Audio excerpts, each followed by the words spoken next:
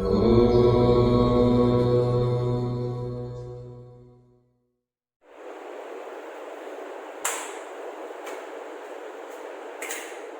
Friends, good morning.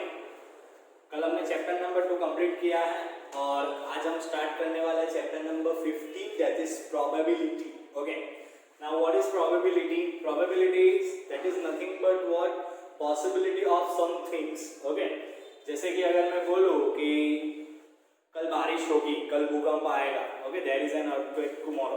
Okay, so ये सब मैं क्या लगा रहा हूँ? अनुमान लगा रहा हूँ, पॉसिबिलिटीज अप्लाई कर रहा हूँ।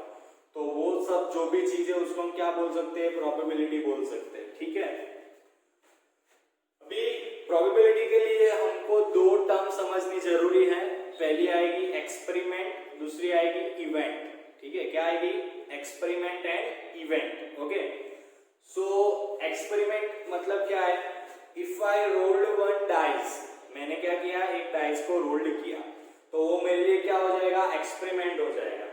और इवेंट मतलब क्या हो जाएगा? अगर मैं ऐसा बोलूं कि मुझे उसमें से क्या चाहिए? इवन नंबर्स चाहिए, तो डाइस के अंदर कितने नंबर्स आते हैं? 1 to 6 तक आते हैं।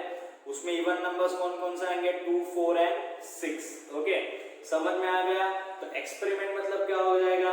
अगेन आई एम रिपीटिंग कि भाई मैं एक डाइस रोल्ड कर रहा हूँ, 1 कॉइन टॉस कर रहा हूँ, ठीक है, 52 कार्ड्स को क्या कर रहा हूँ? सफल्ड कर रहा हूँ।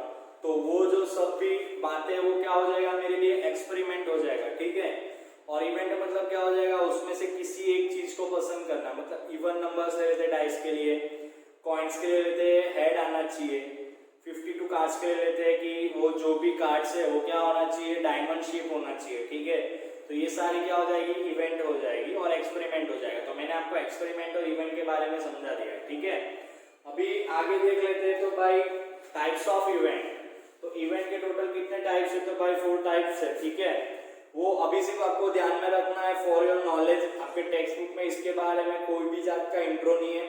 ठीक है, ये इंट्रोडक्शन आपको मैं दे रहा हूँ, तो आपको ये सिर्फ ध्यान में रखना है। ठीक है, इतना सीरियसली इसको लेना नहीं है, सिर्फ ध्यान में रखो।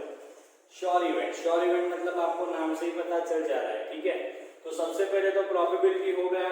तो प्रोबेबिलिटी किसके बीच में आती है वो मैं समझा देता हूँ। तो भाई किसी भी इवेंट की प्रोबेबिलिटी 0 हो सकती है। ओके, उसको डिनोशन कैसे देते हैं? पहले तो ये बात, इसको हम लिख सकते हैं P ऑफ A। ठीक है, क्या लिख सकते हैं? P ऑफ A बोला जाता है इसको क्या? Probability of A। जितनी इवेंट होगी उतनी बार आपको लिख देना है। अगर B इवेंट है तो P of B, C event है तो P of C, D event है तो P ऑफ D। ठीक है, that is P of A, P of B, P of C and P of D। Okay, चलो अभी प्रोबेबिलिटी किसके बीच में आती है? तो 0 हो सकती है, 1 हो सकती है, या वो दोनों के बीच में हो सकती है। समझ में आ रहा है? 0 हो सकती है, 1 हो सकती है, या वो दोनों के बीच में हो सकती है। ठीक है, तो ये हमारा हो गया प्रोबेबिलिटी। चलो अभी आगे देखते हैं, आगे क्या होगा? उसका फॉर्मूला क्या है मेरे पास? तो P ऑफ A का फॉर्मूला कुछ इस टाइप का है कि बाय फेवरेबल आउटकम्स अपॉन क्या आ जाएगा? Total outcomes. Favourable outcomes upon total outcomes. ठीक है, तो ये मेरे लिए क्या हो जाएगा? फॉर्मूला हो गया। इसी फॉर्मूला में आपको वैल्यू रख के सारे आंसर क्या करने हैं? फाइंड आउट करने हैं। ठीक है, चलो अभी नेक्स्ट स्टार्ट करता हूँ टाइप्स ऑफ इवेंट। तो टाइप्स ऑफ इवेंट पहला क्या है? श्योर इवेंट है। तो श्योर इवेंट किसे कहा जाता है? आपको नाम से ही पता चल जाएगा कि एकदम श्योर है। ठीक है, जैसे कि sun rises in the east, water boils at 100 degree Celsius, water start freezing at 4 degree Celsius. ठीक है, तो ये जो भी बातें हैं वो सभी सारी क्या है? एकदम सच है। ठीक है, the formation of water is H2O। तो जो भी बातें सच्ची बातें हैं, जो यूनिवर्सल ट्रूथ है, वो जो भी स्टेटमेंट होगा उसकी प्रोबेबिलिटी क्या आएगी? 1 आएगी। ठीक है, ये बात आपको ध्यान में रखनी है। जैसे कि honesty is the best policy, that is the main truth. Okay, universal truth है। ठीक है, तो उसके लिए क्या हो जाएगा? हमारी प्रोबेबिलिटी 1 आ जाएगी।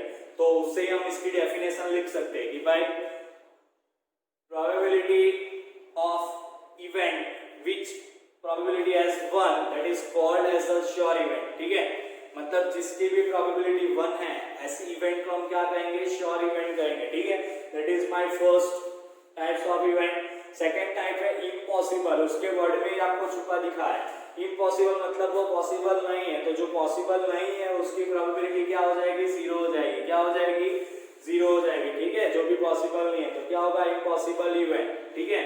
जैसे कि sun rises in the west, water boils at 0 degree Celsius, okay. तो ये जो भी स्टेटमेंट है मैंने बताया वो सारे क्या है, गलत है, इम्पॉसिबल है, तो उसके लिए प्रोबेबिलिटी क्या हो जाएगी, जीरो हो जाएगी। नेक्स्ट थर्ड वन है that is elementary event. Elementary event किसे कहा जाता है, तो उसके अंदर जितनी भी इवेंट आएगी वो सभी इवेंट का एडिशन क्या होगा, 1 होगा। जैसे कि मैं एक एग्जांपल बता रहा हूँ, मैं डाइस को रोल्ड करूंगा तो कितने आउटकम्स मिलेंगे, मुझे 6 मिलेंगे।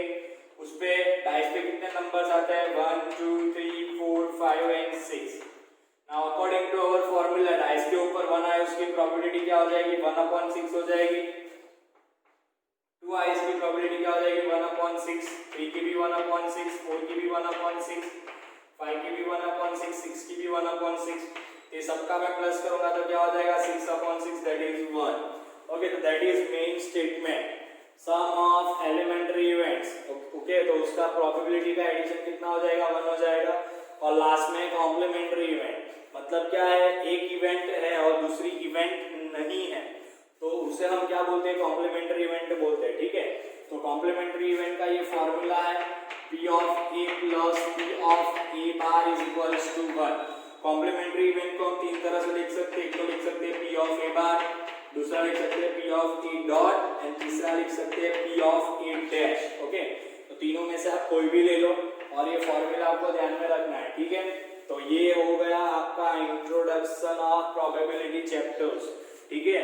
मैंने पूरा इंट्रो दे दिया है, अभी हम थोड़े से आउटकम्स डिस्कशन करेंगे, ठीक है। डाइस के लिए, कॉइन्स के लिए और कार्ड्स के लिए, ठीक है, क्योंकि वो भी समझाना जरूरी है।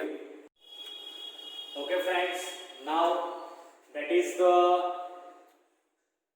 Outcomes for dice, okay. तो ये total outcomes for dice n is equals to 6:n। तो ये क्या है, डाइस के लिए फॉर्मूला है। क्यों डाइस के लिए यही फॉर्मूला है, क्योंकि डाइस के लिए वो जो फेसेस होते हैं वो कितने होते हैं, 6 फेसेस होते हैं, ठीक है उसके। तो उसके लिए उसका फॉर्मूला क्या हो जाएगा, 6:n।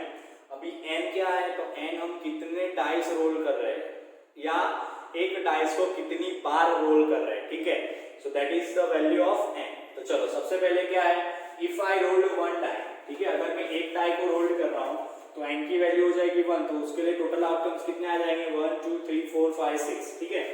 दूसरा क्या है, इफ आई रोल्ड 2 डाइस, अगर मैं कितने डाइस रोल कर रहा हूँ, 2 डाइस रोल कर रहा हूँ, तो उसके लिए क्या हो जाएगा, 6:n 6:2 इज इक्वल्स टू 36, ठीक है। तो उसके आउटकम कैसे लिख सकते हैं, तो भाई सपोज 1 डाइस पे 1 आया, सेकंड पे 1, 1 पे 1, दूसरे पे 2, 1 3 1 4 1 5, बराबर। दिन ऐसे नहीं करना है, 1 5 1 6 ऐसे लेके कहाँ तक आएगा, 6 तक आएगा, ठीक है। तो ये हो गए हमारे 36 आउटकम्स। तो ये दोनों IMP है, ठीक है, ये थोड़ा ध्यान रख लेना। और लास्ट आ जाएगा if I roll 3 dice together, तो उसके लिए क्या हो जाएगा, 6:3 यानी क्या हो जाएगा 2 1 6। तो ये शायद 1 मार्क्स में आपको पूछा जा सकता है, बाकी ये तो हमको सम के लिए कैलकुलेशन में आएगा, ठीक है, यूज करने के लिए। तो ये हो गया हमारा डाइस के लिए। तो अभी मैं कॉइन के लिए आपको समझा देता हूँ, ठीक है। Thank you. ओके, चलो नाउ हम देख लेते हैं कॉइन के लिए, ठीक है। तो कॉइन के लिए देखो, कॉइन की फेसेस कितनी आती है, 2 ही आती है, तो उसके लिए फॉर्मूला क्या हो जाएगा, 2:n हो जाएगा, ठीक है। अभी n वापिस क्या है कि हम कितने कॉइन को टॉस कर रहे हैं या एक कॉइन को कितनी बार टॉस कर रहे हैं, ठीक है। तो वो बातें ध्यान रखनी। चलो फर्स्ट है, इफ आई टॉस 1 कॉइन, तो उसके लिए फॉर्मूला क्या हो जाएगा, 2:n 2:1 यानी 2। तो अभी कॉइन के लिए 2 आती है, एक तो हेड्स आता है, दूसरा टेल्स आता है। तो हेड्स के लिए कैपिटल H है, टेल्स के लिए कैपिटल T है। तो क्या हो जाएगा, total outcomes is equals to capital H and capital T, okay. चलो दूसरा है कि भाई इफ आई टॉस 2 कॉइन्स, तो 2 कॉइन्स को अगर मैं कर रहा हूं तो 2:n 2:2 यानी क्या हो जाएगा, 4 हो जाएगा। तो उसके लिए टोटल आउटकम्स कितना आ जाएगा, HH HT TH TT, ठीक है। तो ये कैसे हुआ, तो अगर मैंने 2 कॉइन साथ में टॉस किए तो भाई दोनों पे हेड आया, या तो पहले पे हेड आया दूसरे पे टेल आया, पहले पे टेल आया दूसरे पे हेड आया, दोनों पे टेल आया, ठीक है। तो इसकी वजह से हमारे ये आउटकम्स हो जाएंगे, ठीक है। कॉइन्स के लिए। चलो अभी अगर मैं 3 कॉइन्स एक साथ टॉस करता हूँ तो उसके लिए आइडेंटिटी हो जाएगी 2:n 2:3 यानी 8 हो जाएगा। तो इसको लिखना थोड़ा सही से सीखना है, ठीक है। देखो पहले क्या लिख देना है, तीनों बार एस लिख देना है, फिर लास्ट में टी ले लेना है, बीच में टी लेना है, पहले टी ले लेना है, ठीक है। ये मेथड ध्यान रखना है। उसके नीचे तीनों टी, लास्ट में हेड, बीच में एच, पहले हेड, ठीक है। तो अगर आप यही मेथड से लिखोगे तो आपको ये आउटकम से तो ध्यान रहने वाला है, इसके अलावा आपको याद नहीं रहेगा, ठीक है। तो ये मेथड आपको फॉलो करनी है। तो ये हो गया कॉइन्स के लिए, मैंने आपको डाइस के लिए समझाया, कॉइन्स के लिए समझाया। अभी हम कार्ड्स देख लेते हैं, ठीक है।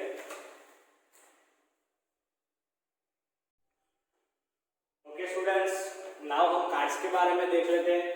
टोटल 52 कार्ड्स होते हैं हमारे पास, जिसमें ये सब शेप होते हैं। पहला शेप जो आपका फेवरेट है हार्ट शेप, दूसरा है डायमंड शेप, तीसरा है स्पेड शेप, चौथा है क्लब सैंडविच, क्लब शेप, ठीक है। उसमें से ये जो दो है पहले वो रेड कलर के होते हैं, बाकी के दो है वो ब्लैक कलर के होते हैं।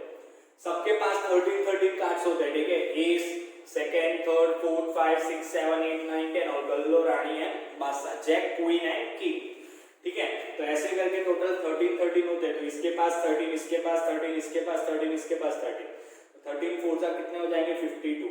अगर आपको पूछे कि भाई रेड कलर के कार्ड्स कितने, तो रेड कलर के मतलब ये दो है, तो 13 + 13 कितना हो जाएगा 26 हो जाएगा। अगर आपको ऐसा क्वेश्चन पूछे कि भाई ब्लैक कलर के कार्ड कितने, तो 13 + 13 अगेन वो भी कितना हो जाएगा 26 हो जाएगा, ठीक है। एस यानी इक्का, गुजराती में इक्का कहवाय, बराबर है। तो एस यानी कितने मेरे पास, एस 4 है, सब में एक एक एस आएगा। फिर आएगा पिक्चर कार्ड पूछेंगे, ड्राइंग कार्ड पूछेंगे आपको। तो पिक्चर और ड्राइंग कार्ड मतलब क्या, जिसके ऊपर ड्राइंग किया होता है। तो वैसे 3 कार्ड रहते हैं, जैक रहता है, क्वीन रहता है, किंग रहता है। वो सब में रहते हैं जैक, क्वीन और किंग। तो सब में 4 कार्ड हो जाएंगे, ठीक, सॉरी 3 कार्ड हो जाएगा। तो 3 4 का कितना हो जाएगा 12 हो जाएगा, ठीक है। तो वो हो गया हमारा ड्राइंग कार्ड। अभी उसमें भी क्या होता है कि भाई 6 रेड कलर होते हैं और बाकी के 6 क्या होते हैं, ब्लैक कलर के होते हैं। उसके बाद है काउंटिंग कार्ड्स, जो 2 से 10 तक होते हैं, वो टोटल कितने होते हैं 36 होते हैं।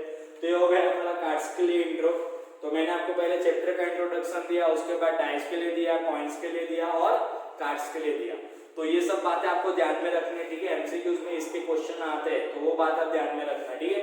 बाकी कल से हम अभी एक्सरसाइज 15.1 स्टार्ट कर देंगे, ठीक है। Okay, thank you students.